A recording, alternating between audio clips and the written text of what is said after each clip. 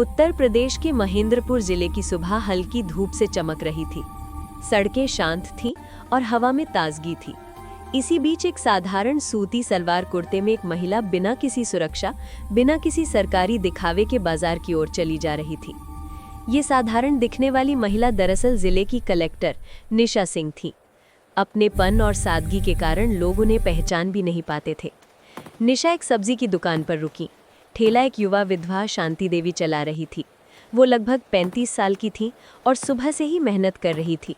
निशा ने मुस्कुराकर दाम पूछने शुरू ही किए थे कि तभी एक छोटा बच्चा दौड़ता हुआ आया। माँ, देर हो रही है, मुझे स्कूल छोड़ दो प्लीज। शांति बोली, अभी नहीं बेटा, पहले ग्राहक को सब्जी दे दूं, फिर चलते हैं। बच्चा जिद करता रहा। ये दृश्य देखकर निशा का दिल पिघल गया।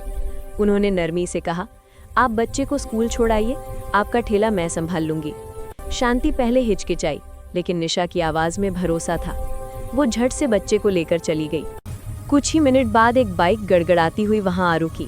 बाइक पर था इंस्पेक्टर तुषार यादव, जिसकी गर्दन में अहंकार और चेहरा घमंड से भरा था।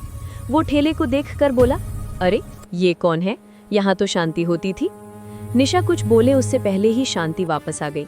उसे देखकर उसके चेहरे का रंग उड़ गया। तुषार ने आदेश दिया, 1 किलो टमाटर, आधा किलो लौकी, थोड़ा धनिया, जल्दी तौल। शांति ने तौल दिया और तुषार बिना पैसे दिए चला गया। निशा हैरान थी।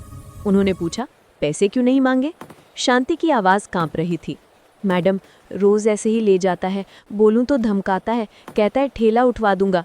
निशा का दिल सुलग उठा। उन्होंने कहा, कल मैं मजदूर बनकर तुम्हारी जगह बैठूंगी, मैं देखूंगी कि वो कैसे ले जाता है। शांति की आंखों में पहली बार उम्मीद जगी। निशा आज एक गांव की गरीब महिला का भेष धारण किया। साड़ी, झोला, सिर पर पल्लू, कोई भी पहचान न सके।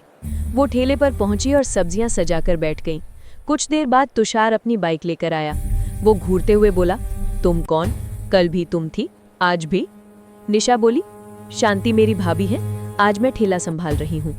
तुषार ने बदतमीजी से हंसते हुए कहा, भाभी से भी ज्यादा सुंदर हो। अच्छा, 1 किलो टमाटर और थोड़ा धनिया दे दो। निशा ने तौल कर दे दिया, लेकिन जैसे ही वो जाने लगा, निशा ने कहा, रुकिए, पहले पैसे दीजिए।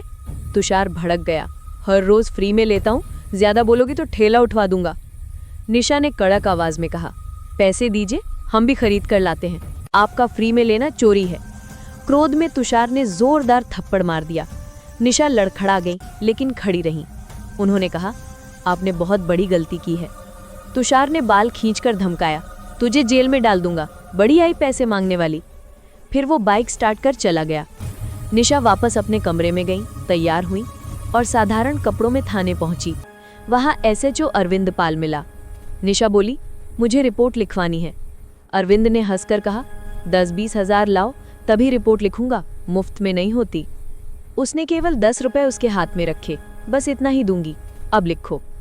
उसने जब आरोपी का नाम सुना, इंस्पेक्टर तुषार यादव, तो उसका चेहरा पीला पड़ गया, लेकिन उसने मामला दबाने की कोशिश की। निशा चुपचाप चली गई। अब वो जान चुकी थी, थाना ही भ्रष्ट है। अगली सुबह कलेक्टर निशा सिंह अपनी आधिकारिक वर्दी में पूरे दस्ते के साथ थाने पहुंची। थाना स्टाफ उन्हें देखकर स्तब्ध रह गया। तुषार और एसएचओ दोनों डर के मारे खड़े के खड़े रह गए। तुषार ने कांपते हुए कहा, मैडम, आप यहाँ? निशा ने कहा, मेरी पहचान अब देख ली।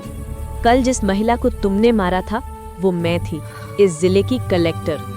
दोनों घुटनों पर गिर गए, माफी मांगने लगे, रोने लगे, लेकिन निशा की आवाज बर्फ सी ठंडी थी। आज से तुम दोनों सस्पेंड हो और तुम पर विभागीय जांच शुरू होगी। वर्दी ताकत नहीं, जिम्मेदारी है। सारा थाना डर के सन्नाटे में था। सस्पेंशन के बाद पूरे थाना स्टाफ में डर और शर्म का माहौल बन गया। अब न रिश्वत होती, न धमकी, हर गरीब की सुनवाई होती। शांति देगी डर के बिना अपना ठेला चलाती।